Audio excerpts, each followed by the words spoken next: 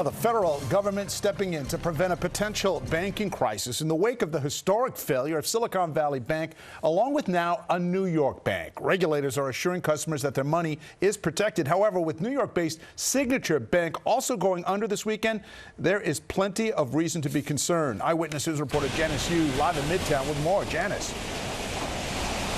Yeah, good morning, or good afternoon, sorry. So customers of Signature Bank have been arriving here at the Midtown location since this office opened early this morning. Meanwhile, President Biden, as well as Governor Kathy Hochul, are reassuring Americans the banking system here in this country is safe and secure.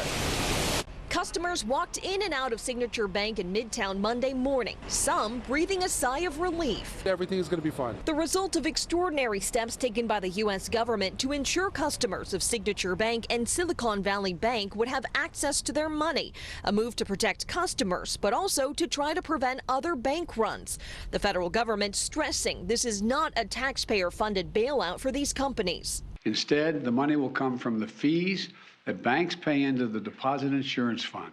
On Sunday, New York state regulators took over Signature Bank's $110 billion in assets and more than $88 billion in deposits in a move to protect investors. The end of this New York-based bank coming just 48 hours after the fall of California-based Silicon Valley Bank, the second largest bank in history to fall to financial failure.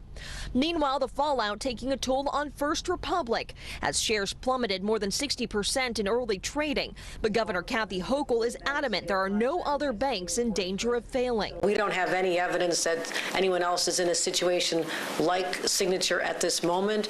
But again, we want to make sure that there's not a ripple effect because if people getting anxious start withdrawing, then that creates instability. With both banks now under the control of the FDIC, President Biden says the leaders at these banks will be fired, and they'll be working to get to the bottom of what went wrong to make sure failures like this won't happen again. We must get the full accounting of what happened and why those responsible can be held accountable.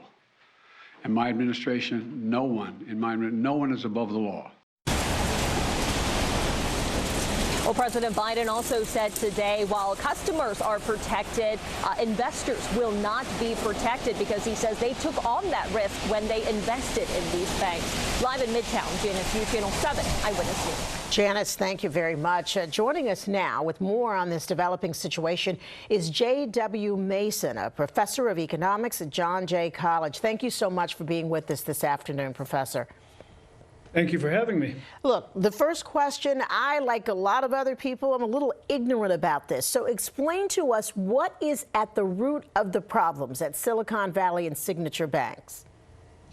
Well, the problem is that we have a system of deposit insurance in this country that's supposed to prevent bank runs. If you have any amount up to $250,000 deposited in a bank, and that bank fails for whatever reason, the Federal Deposit Insurance Commission steps in and you get paid your money. And the important thing about that isn't just protecting depositors, but ensuring that nobody worries about the safety of their bank, and so you don't have a rush of people to take their money out of the bank, which is what triggers a bank run.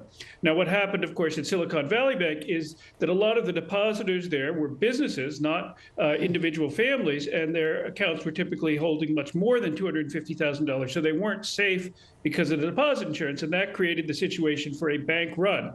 And when increases in interest rates reduced the value of the assets that Silicon Valley Bank was holding, there was concern among some of these depositors that it wouldn't be able to, pay off their deposits, and so there was a rush to get them out quickly before it failed. And this is a classic bank run. You know, if you've seen A Wonderful Life, it's the same story here. We don't normally have them in this country because, again, deposit insurance normally prevents them, but because this had so many large business deposits, it was vulnerable to a run. All right, so put this in perspective. Do customers at these type of banks need to worry at this time?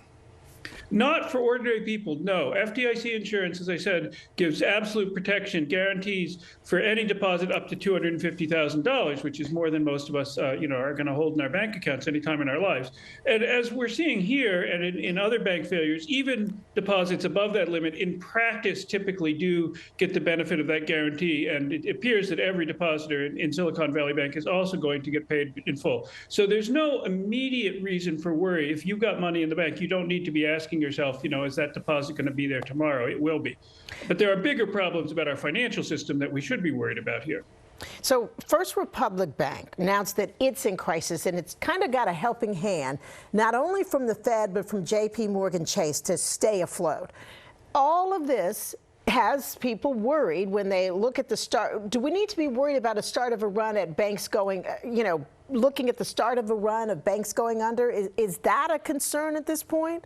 I don't think so. I think this is very different from 2008. These are not crazy financial investments that nobody knows how to value, and these are not the biggest banks in the country that are in danger of failure. But I think we do have to worry that we went too far in deregulating the banks. After the last financial crisis in 2007, 8, 9, we put a lot of strict new rules in for banks in terms of the assets they can hold and the stress tests they have to undergo to make sure that they'll be safe in the event of a crisis.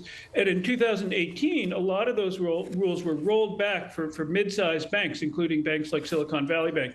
And that allowed them to take more risks than they would have been and meant there was less supervision, less regulatory scrutiny. And I think we need to revisit whether that was the right call or whether actually our banking system needs tighter regulations, not less regulation.